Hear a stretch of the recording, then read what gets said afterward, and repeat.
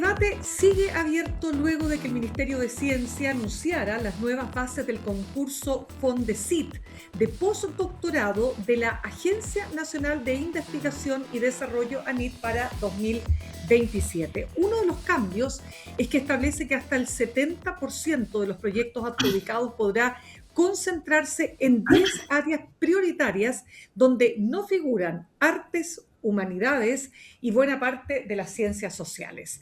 A esto se suma el nuevo requisito que exige a los postulantes extranjeros acreditar residencia definitiva en Chile para acceder a este concurso. En una carta dirigida al Ministerio, el Consejo de Rectoras y Rectores comunicó su preocupación por estos cambios y pidió reconsiderarlos. También hubo una carta de 30 comunidades científicas, ¿no?, para dar cuenta de su preocupación respecto de las medidas que se han tomado y que fundamentalmente la principal de los cuestionamientos es la forma en que esto se ejecutó sin que en definitiva hubiera participación. Me refiero a 30 sociedades científicas. De este tema queremos pasar a conversar a esta hora con la vicerrectora de Investigación, Innovación y Creación de la USACH, Andrea Mann. Vicerrectora, muchas gracias por estar con nosotros esta tarde. Gracias, Mirna, por la invitación. Vicerrectora, partamos explicando lo siguiente, ¿no? ¿Por qué es tan relevante el cambio en las fases del Fondesit? Pero antes que eso, ¿qué es el Fondesit y, por supuesto, por qué es tan relevante para la investigación que se hace en Chile? Ya, bueno, primero, en Chile hay dos fuentes principales de financiamiento estatales, ya, de financiamiento para la ciencia. Una es Fondesit y la otra es Corfo. Fondesit es la que históricamente se ha abocado a financiar investigación fundamental, investigación de base. ¿Ya? La investigación que hacemos nosotros en los laboratorios sin mucha interacción necesariamente con externos, ¿no?, como empresas u otro tipo de cosas. ¿Ya? Y en ese sentido, cualquier modificación que se realice a las bases que afecte la libertad en cuanto a los temas que se puede investigar, claramente produce cierta incomodidad o cierta preocupación en toda la comunidad científica. Ya, ahora, Fondesit tiene distintos instrumentos. El que estamos conversando hoy día es específicamente el Fondesit postdoctorado, que es un 12% en términos de finanzas, un 12% de lo que ANIT, a través de Fondesit, aporta a la investigación, corresponde a este concurso de Fondesit postdoctorado.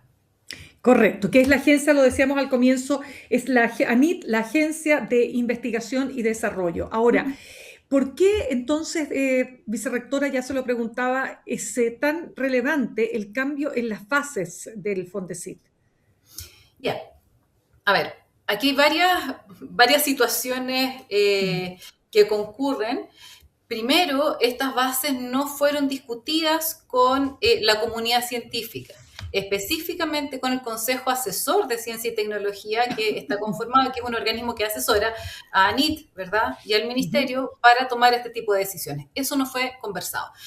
Cuando un científico, un investigador va a postular a cualquier proyecto, uno generalmente no conoce las bases porque el tiempo que hay para formular es restringido, entonces generalmente nos basamos en las bases históricas.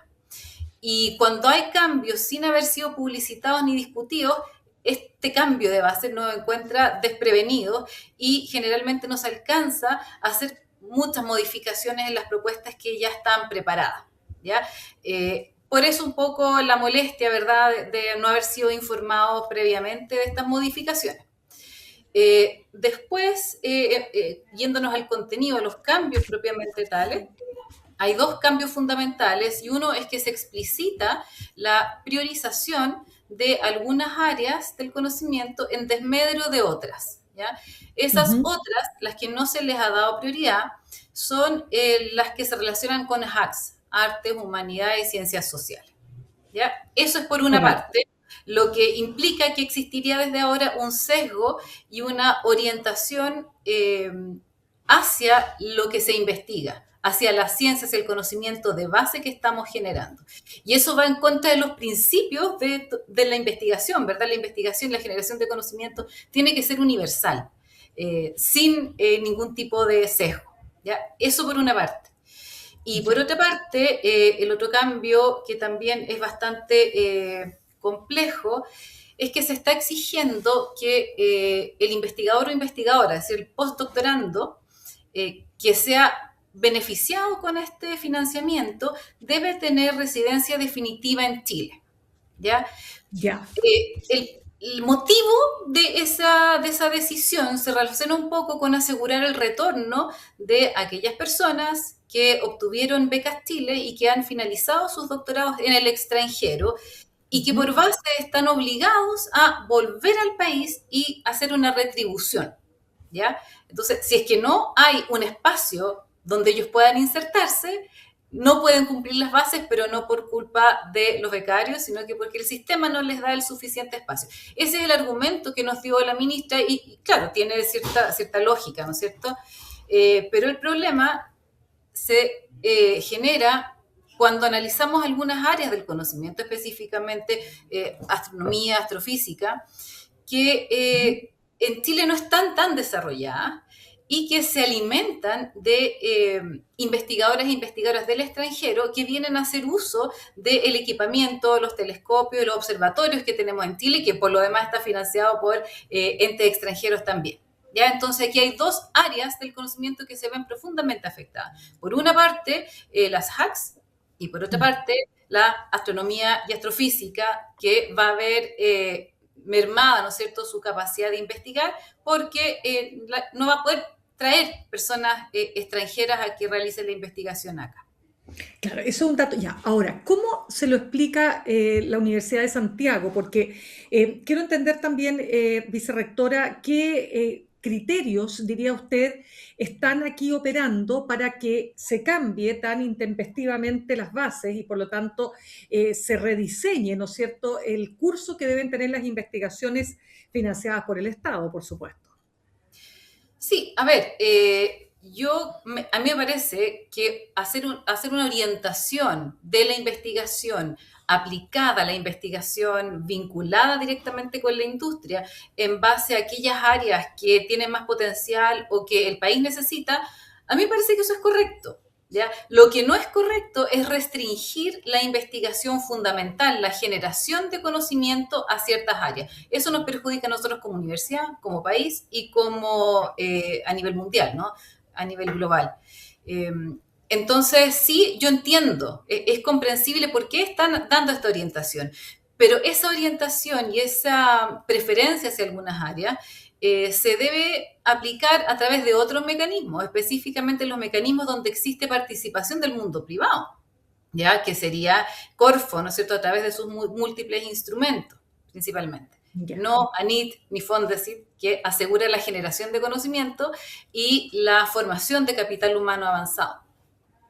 Claro, ahora, de nuevo, uno dice, el país, ¿no es cierto?, necesita desarrollarse en determinadas áreas, se ha puesto mucho énfasis en lo que es la innovación, por cierto, aprovechar naturalmente las cualidades que tiene el país también en materia de avance en inteligencia artificial, en tecnología. Nosotros en eso estamos bastante avanzados en relación a América Latina, pero lo que entiendo de sus palabras es que solo priorizar por ahí y dejar fuera otras disciplinas como la filosofía, las artes, las humanidades, ¿no es cierto?, restringe las posibilidades que tienen las universidades. Entremos un poquito más ahí, vicerrectora.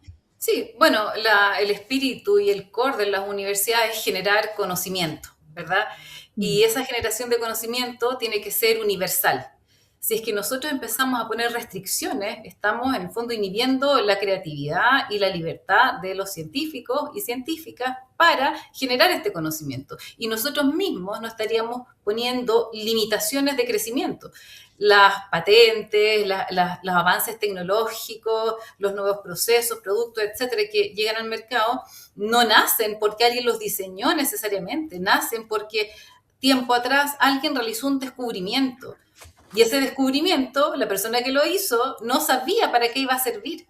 Y eso es lo que se logra con la ciencia fundamental, es generar una base de conocimiento que permita crecer y avanzar hacia el desarrollo tecnológico, la innovación y la transferencia de tecnología.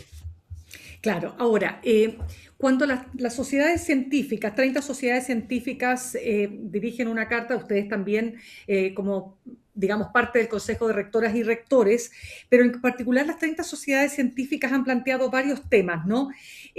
Por un lado dicen que el cuestionamiento de fondo es si los fondos de investigación básica deben usarse también como mecanismo para orientar el sistema hacia prioridades nacionales, ¿no? Que es un poco lo que usted señalaba. O sea, el gobierno de turno señala que hay ciertas prioridades que deben ser atendidas, ¿no? Y ahí está el punto de lo que conversábamos al comienzo.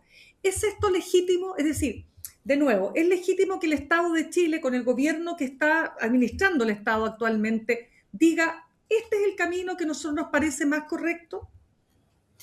Bueno, generalmente quien financia es quien toma las decisiones. En este Claro. caso es el Estado o el gobierno quien está decidiendo, y en términos de legitimidad, claro, es legítimo. Ellos nos dan la plata, ellos dirán qué es lo que hacemos con ella. Pero no Ujú. es correcto, ni adecuado, ni estratégico tomar esa decisión y esas acciones. Son ¿Por cosas qué no es distintas. estratégico, vicerrectora? Porque nos estamos limitando. Si nosotros decimos vamos a investigar solo en cierta área, y después queremos tomar ese conocimiento para generar tecnologías, probablemente en ese camino de la generación de la tecnología nos vamos a dar cuenta de que hay algunos factores que no han sido investigados y nos falta información o desarrollo para terminar esa tecnología. No sé si me explico.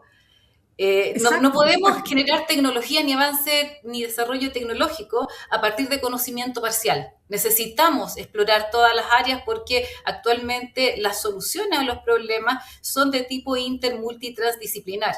No podemos establecer ese sesgo en la base.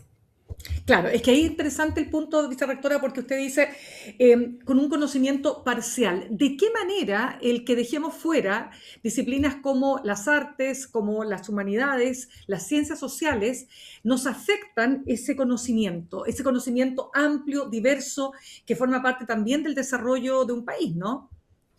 Le voy a dar un ejemplo Ya. bien concreto. Pensemos en una minera. Una minera genera recursos, ¿verdad? Y utiliza herramientas tecnológicas y estrategias, ya sea de inteligencia artificial, herramientas mecánicas, máquinas, etcétera, para realizar las exploraciones, instalar, ¿no es cierto?, en la mina y empezar el proceso de extracción, ¿ya? Hasta ahí estamos bien. Uno podría haber Ujú. realizado ese desarrollo tecnológico necesario para llegar a ese punto, considerando ingeniería, informática, mecánica, etcétera. El problema es que esa mina o ese lugar que va a ser explotado está situado en un lugar donde hay pobladores o hay habitantes o hay intereses, ya sea arqueológico, patrimonial, lo que sea. Entonces ahí empezamos en los conflictos. Si no hemos investigado cómo se comporta esa sociedad, si no hemos investigado qué es lo que ocurre en términos arqueológicos o históricos en la zona donde se va a hacer la intervención, no se puede avanzar. Entonces, ¿a qué voy? A que nosotros Dime. podemos generar desarrollo específicamente para un área, pero al momento de querer aplicarlo, nos vamos a dar cuenta de que hay conocimiento, información que no tenemos, y por lo tanto no podemos avanzar. Claro, ese es un punto. Déjeme contar que estamos conversando a esta hora con la vicerrectora de Investigación, Innovación y Creación de la USACH, Andrea Mann. Vicerrectora, cuando vemos cómo avanza la inteligencia artificial de manera vertiginosa, ¿no? Con situaciones que hemos descrito en este programa también con interesantes entrevistados, de cómo efectivamente hoy día se trata de una herramienta que nos da muchos beneficios, pero que también tiene riesgos. Y cuando vemos los sesgos que también están presentes, es llamativo que hoy muchas de estas compañías creadoras, ¿no?, de ciertas formas de inteligencia artificial están contratando filósofos para dotar a estas herramientas de un contenido, incluso desde el punto de vista, si usted quiere, valórico, más profundo y, por cierto, también, como usted lo ha dicho, más diverso. Esto refuerza la idea de que estas disciplinas están interconectadas, que no podemos separar la ciencia de las humanidades como compartimentos estancos. Absolutamente. Y ahí nos estamos saliendo un poco de la investigación fundamental, ¿verdad? La investigación fundamental genera los implementos y la cantidad de información que necesitamos para hacer esos desarrollos. Cuando hablamos de inteligencia artificial, alguien generó la idea de este tipo de programación, qué sé yo, pero el uso, la aplicación, que es lo que nosotros vemos como usuarios, se desarrolló después y ahora están apareciendo las necesidades. Bueno, cómo nos acercamos a la forma en que piensan las personas para que la inteligencia artificial pueda dar mejores respuestas y mejores soluciones a los problemas actuales. Entonces sí, aparece la filosofía, sociología y otro tipo de disciplinas que son necesarias en este momento para mejorar los resultados y mejorar la aplicación de este tipo de tecnología. Ahora, ¿usted diría, vicerrectora, que hay una falta quizás de comprensión, como lo dijo el rector Peña, el rector Carlos Peña de la Universidad Diego Portal? Él decía que él observaba una falta de comprensión de la importancia de las humanidades. Sí, sí, yo creo que hay un desconocimiento o falta de conciencia, porque en realidad las humanidades están por todas partes. No las hemos identificado adecuadamente. ¿Ya? No, toda nuestra actividad humana, estamos haciendo interacción social todo el tiempo, estamos leyendo, bueno, todo el tipo de actividades, ¿no es cierto?, cotidianas en que no nos damos cuenta que estamos utilizando las ciencias sociales, las ciencias humanas, las artes, etcétera. Y hay una sobrevaloración de la tecnología, que es también lo que él postulaba en una columna de opinión a propósito de este tema. Sí es posible, más que sobrevaloración, yo creo que hay sesgo, porque hay descubrimientos y herramientas que se van desarrollando que son más populares, son más accesibles a las personas y son más evidentes. Ya, los teléfonos celulares, las aplicaciones, cuando uno habla de tecnología, inmediatamente lo relaciona con una aplicación o con un dispositivo informático nuevo, etcétera. Pero la tecnología va mucho más allá de eso. Y la innovación lo mismo. Sí, vicerrectora, ayúdenos a entender lo siguiente. Fondesit, usted nos decía, hay dos grandes fuentes de las cuales financia el Estado para proyectos de investigación. Usted nos habló de Fondesit por un lado, ¿no es cierto?, y Corfo. Las becas Chile, ¿en qué lugar se encuentran? Las becas Chile son todas de ANIT, ¿ya? ANIT. ¿Qué es ANIT, ANIT? lo que pasa es ¿Qué que es? ANIT Perfecto. ANIT es la institución, ¿verdad? Y dentro de ANIT Correcto. existen distintos programas. Dentro de esos programas, uno de ellos es el Fondesit Postdoctorado y el otro es, que está asociado a Capital Humano Avanzado, Formación de Capital Humano, son las becas. Y dentro de las becas tenemos las becas nacionales de magíster, nacionales de doctorado y las becas Chile, ¿ya? Que están Ya, enfocadas principalmente en doctorado. ya, es que ¿por qué le pregunto esto? ¿Por qué se lo planteo? Porque también es interesante dimensionar que partió el Ministerio de Ciencias con la ministra Lincoln Laos señalando que iba a haber un recorte, ¿no?, en las becas Chile. Y ahí también se prendieron las alarmas. Claro, uno dice, un país que tiene tantas necesidades, que tiene, por supuesto, un cierto déficit importante a nivel del Estado respecto de las finanzas públicas, tiene que priorizar. Pero de nuevo, ¿usted diría que en esa priorización se puede perder de vista que ciertas cosas que se recortan son claves justamente para sacar al país del subdesarrollo, o mejor dicho, llevarlo al desarrollo? Ya, aquí yo voy a tener que contextualizar un poco. El Por programa de supuesto. Becas Chile se originó cuando el desarrollo del posgrado nacional era incipiente. ¿Ya? ¿Qué es lo que ocurre? Las personas que querían acceder a programas de formación de posgrado, de magíster o doctorado, para realizar investigación y proyectarse en la vida académica o investigativa, no tenían programas suficientes y adecuados para poder desarrollar ese perfeccionamiento. Entonces, ¿qué es lo que se hizo? Se implementó este programa para que las personas interesadas, ¿no es cierto?, los futuros estudiantes de doctorado, de magíster, accedieran a programas que estaban en el extranjero. Esto fue hace varios años, 10, 15 años atrás que empezó este programa. Pero en ese periodo de tiempo, Chile empezó a desarrollar fuertemente sus posgrados. Entiendo que existen alrededor de 150 programas de posgrado nacionales, ¿ya? Por lo tanto, se aumentaron y se mejoraron las capacidades de formación de capital humano avanzado en el país. Y entonces esta herramienta, que son las becas Chile, deja de ser tan necesaria porque dentro del mismo país somos capaces de satisfacer esta necesidad de formación, ¿ya? Entiendo. Buen Eso es punto. como... Ahora, el programa de becas Chile, y creo que lo mencioné un poco al principio, tiene una cláusula en sus bases y es que los beneficiarios deben retornar al país una vez que terminan su beca y retribuir en una universidad o centro de investigación un determinado tiempo, ¿ya? Eso implica que la persona que retorna debe tener un puesto de trabajo, un concurso académico, un concurso de postdoc o un lugar como investigador en algún centro. Y eso es lo que nos está dando. Entonces, en un momento existió esta posibilidad cuando había pocos doctores en Chile y estaban retornando porque existía una necesidad y existían los cargos. Ahora eso no se está dando. Entonces, entramos en una contradicción, ¿no es cierto?, de que quienes quieren retornar y hacer la retribución no pueden porque el país no tiene las condiciones para aquello. Y aquí viene, bueno, esta polémica que ha habido, ¿no es cierto?, de que los becarios deben plata porque no han cumplido con lo acordado. Bueno, no es tan simple. Hay culpa, digamos, en ambas partes, ¿ya? Y en ese sentido me parece adecuado que las becas Chile, tal como están concebidas hasta ahora, se modifiquen. ¿Ya? Ahora, ¿qué es lo que necesitamos actualmente para internacionalizar nuestro conocimiento? Son becas de intercambio.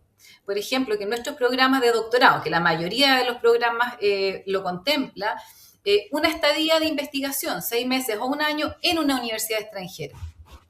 Ese concepto me parece que ahora es mucho más adecuado que financiar la estadía completa de 4 años de una persona en el extranjero, ¿ya? Siendo que perfectamente en Chile se le puede dar esa formación. ¿Qué es lo que más a usted le preocupa entonces de estas priorizaciones, ¿no? Ya lo decíamos al comienzo, que dejan de lado disciplinas tan relevantes como las artes, la filosofía y las ciencias sociales. Esto ya va a ser aplicado, ¿no? Por lo tanto, ¿qué es lo que más le preocupa en este momento? O sea, a mí me preocupa mucho el mensaje que se está dando. Nosotros como CRUCH nos reunimos con la ministra y con la directora de ANIT. Salieron las bases un día domingo, la tarde, y el martes al mediodía ya estábamos reunidos y tratando de llegar a algún acuerdo y comunicarnos como corresponde. En esa oportunidad se nos mostraron algunas estadísticas, ¿ya? Y las estadísticas históricas de las áreas donde se han adjudicado los proyectos Fondesit de postdoc. Y de manera espontánea, la proporción ha sido 70-30, ¿ya? Entonces, yo siento que toda esta polémica ha sido absolutamente innecesaria. Tratar de forzar o de explicitar que hay áreas que son más importantes que otras es un error tremendo de concepto, ¿ya? Que ha traído todas estas consecuencias que, claro, no nos ha permitido entrar en el diálogo, ¿no es cierto?, en el debate, que también es muy importante, es necesario. Pero lo que más preocupa no es el resultado final, ¿ya?, de que vaya a haber algunas áreas que sean perjudicadas solo por el hecho de haber declarado esta priorización. Probablemente ese efecto no lo veamos ahora, pero sí me preocupa el mensaje de que el Estado está direccionando y priorizando áreas donde nosotros podemos generar conocimiento. Les estamos abriendo una puerta que nunca debió ser abierta. La investigación de por sí es una actividad universal, una actividad humana fundamental, y no podemos ser restringidos como investigadores en los temas en que se investiga. Ya pues, vicerrectora de Investigación, Innovación y Creación de la USACH, Andrea Mann, queremos darle las gracias por habernos compartido su análisis y por supuesto las aprensiones que tiene nuestra universidad respecto de estas medidas. Muchas gracias. Muchas gracias, Andrea.